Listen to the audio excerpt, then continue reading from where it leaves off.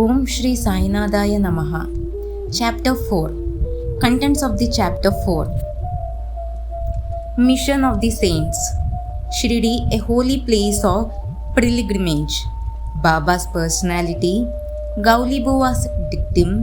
The appearance of Vital. Kshirosagar's story. Das Ganu's birth in Prayag.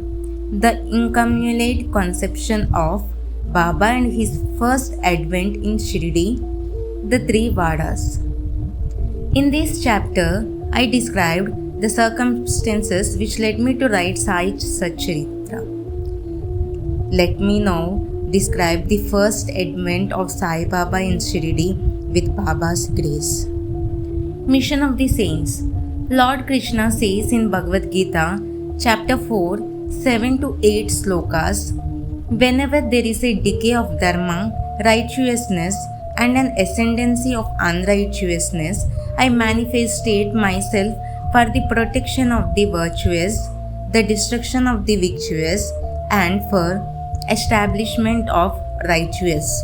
I thus manifestate myself age after age. This is the mission of God and saints. Saints are his representatives and appear here at appropriate times and help in their own way to fulfill that mission. For instance, when spiritual perceptors are humiliated, when nobody cares for religious instructions, when everybody thinks himself very learned, and when people begin to partake of forbidden food and intoxicating drinks, when under the cloak of religion people indulge in malpractices, when people belonging to different sects fight amongst themselves, the orthodox forget their religious practices, when yogis neglect their meditation, when people begin to think that wealth, progeny, and wife are their sole concern and thus turn away from the true path of salvation, then saints appear and try to set matters right by their words and actions. They serve as beacon lights and show us the right path for us to follow. In this way, many saints, Nirvit, Gyanadev, Muktabai, Namdev, Gora, Gonai, Eknath, Tukaram, Narhari, Narsibai, Sajjan Kasi, Sajjan Kasai, Savath, Ramdas, and various others appeared at various times to show people the right path. And Sai Baba also arrived on earth with the same mission. Shirdi, a holy place of pilgrimage. The banks of the Godavari river in the Ahmednagar district are very fortunate, for they gave birth and refuge to many a saint, the most prominent amongst them being Gyaneshwar. Shirdi also falls in the Ahmednagar district. It is after crossing the Godavari river at Koprangam that one reaches Shirdi. When you travel another 9 miles, you come to Nimgon, from where Shirdi is visible. Shirdi is as famous as other holy places like Gangapur, Narsimhavada, and Avdumbar on banks of the Krishna river. Just as the devotee Damaji flourished in and blessed Mangaldev near Pandrapur, as Samartha Ramadas blessed Sajjangad, and just as Sri Narasimha Saraswati evaluated Saraswati Vada, Sainath flourished at Shirdi and blessed it. Sai Baba's personality. It is on account of Sai Baba that Shirdi grew into importance. Let us see what sort of personage Sai Baba was. He had conquered the samsar, worldly existence, which is very difficult to cross.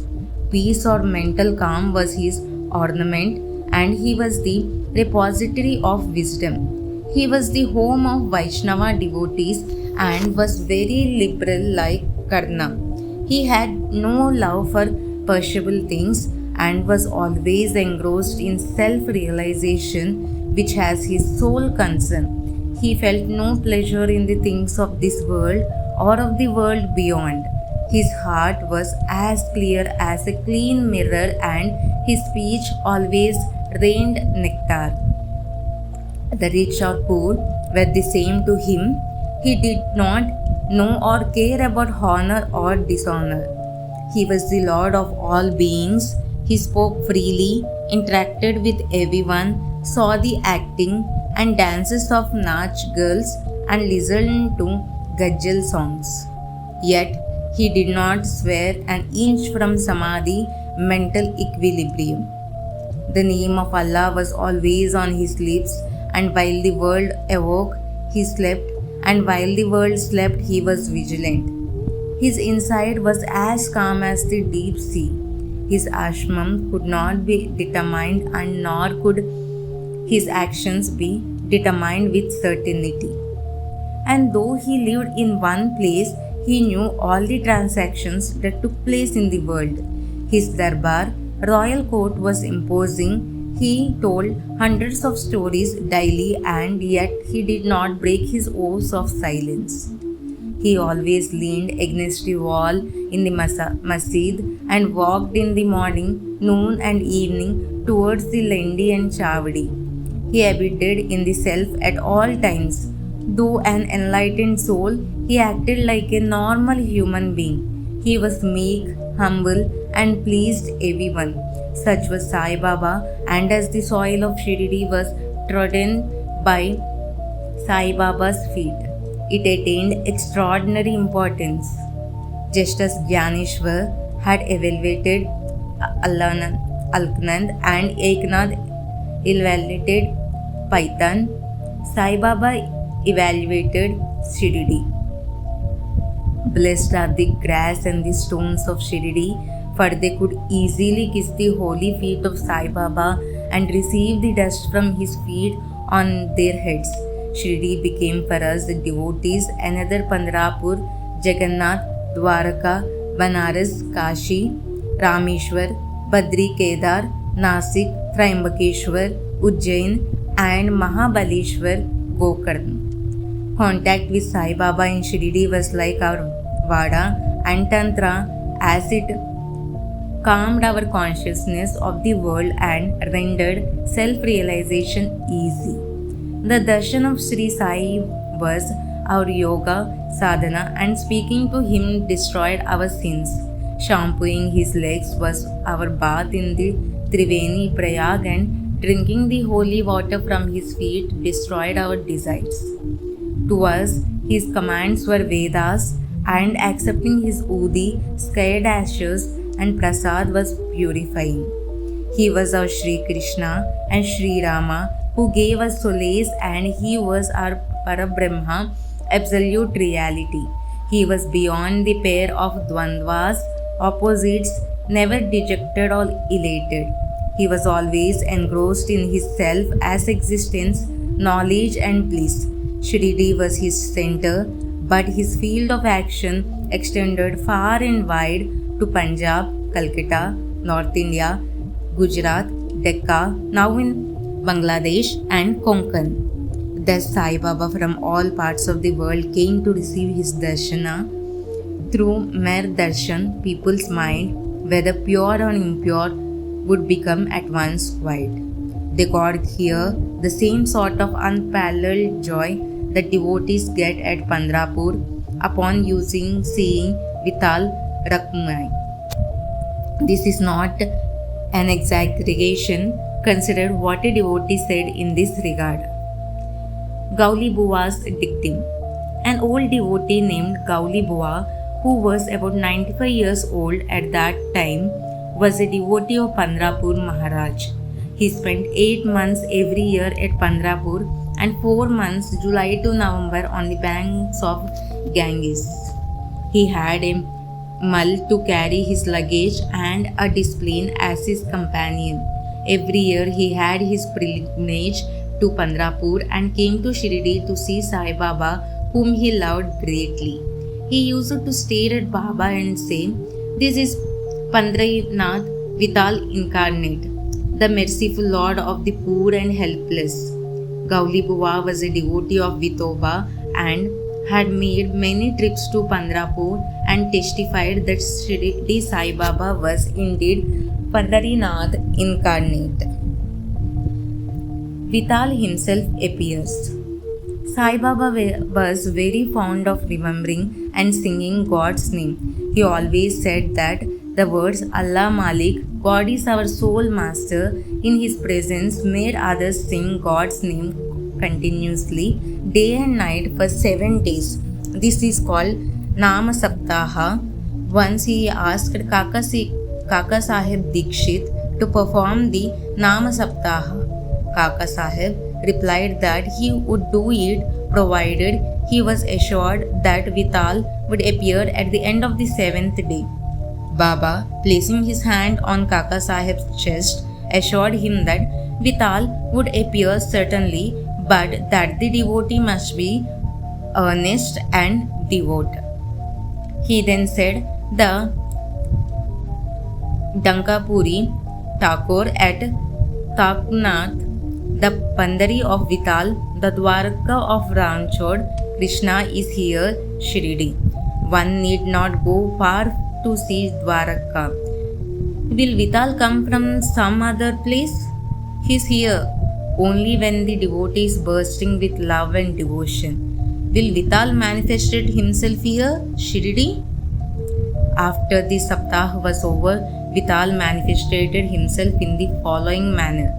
Kaka Sahib Dikshit was meditating after his bath and was Vital in a vision. When he went at noon to receive Baba's darshan, Baba asked him, "Did Vital come? Did you see him? He's very truculent fellow. Catch him firmly, otherwise he will escape." This happened in the morning, and at noon there was another Vital darshan. A hawker came there to see pictures of Vithoba. This picture exactly matched the figure that appeared in Kaka Sahib's vision.